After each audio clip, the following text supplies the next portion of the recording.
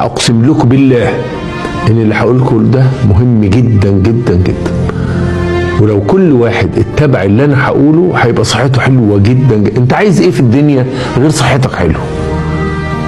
هو في معنى لاي حاجه بدون صحه؟ الملياردير لو صحته وقعت كل الفلوس اللي معاه مش هتنفعه. صاحب مركز جبار رئيس شركه لو صحته وقعت انتهى. خد على هذه الامثله كتيره جدا جدا. انت عايز ايه في الدنيا غير صحه جيده جدا؟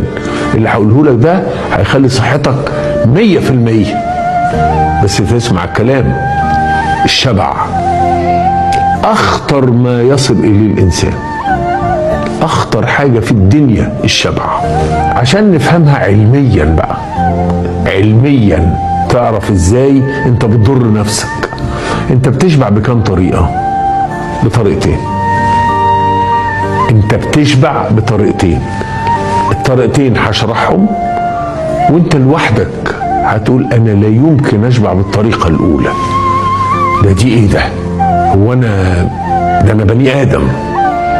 اللي مش بني ادم هو اللي يشبع بالطريقه الاولى. الطريقه الاولى ايه؟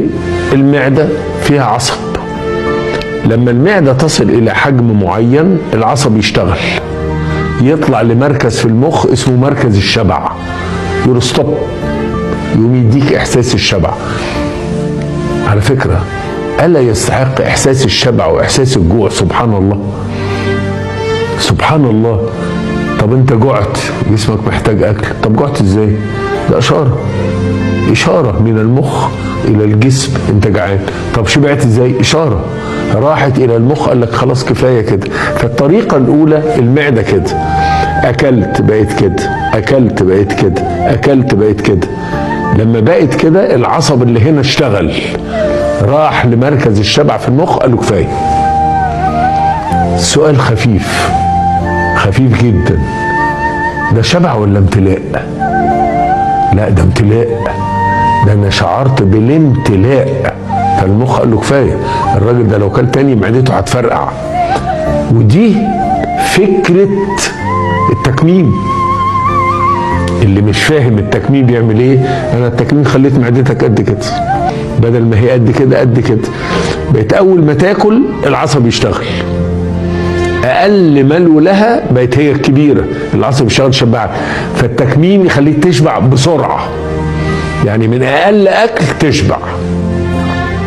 انما اللي ما عملش تكميم معدته تفضل تكبر تكبر تكبر لحد ما ايه كده. عشان كده ساعات التكميم يفشل، بعد سنه سنتين ثلاثه يفشل العمليه. ليه؟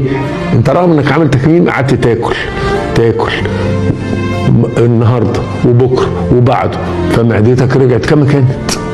ما هي بتنط، ما هي استك بالظبط يا ولاد. زي ايه بالظبط؟ للولاد اللي هم ولاد كليه الطب يعني، مش انتوا. بالظبط زي البالونه وهي فاضيه قد كده، هنفخها قد كده، هنفخها قد كده. طب لما تبقى قد كده هتفرقع. لما يبقى المعده قد كده بتبعت للمخ تقول له ستوب، كفى، ما تاكلش زياده عن كده. دي الطريقه الاولى للشبع. الطريقه الثانيه هاكل واستنى شويه، اكلت شويه صغيرين كده وصبرت، الاكل هينزل في الامعاء، في نهايه الامعاء في عصب يبعت للمخ يقول له الراجل ده خد حاجته، خد كفايته، تقوم تحس انك شبعت. تعال نقول المثل المهم جدا جدا للطريقه الثانيه. انت بتاكل وجالك تليفون، انت لسه اكلت في اول الاكل، اكلت حاجه بسيطه، جالك تليفون وقعدت تلت ساعه تتكلم في التليفون. لو رجعت تاني مالكش نفس تاكل. لماذا؟ شغلت الطريقه الثانيه، انك اديت فرصه للاكل اللي اكلته ينزل في الامعاء، ولما نزل في الامعاء نبه العصب اللي بيروح برضه لمركز الشبع يقول له لا تختاروا ايه؟ تختار ايه؟ انك تشبع بالطريقه الاولى ولا الطريقه الثانيه؟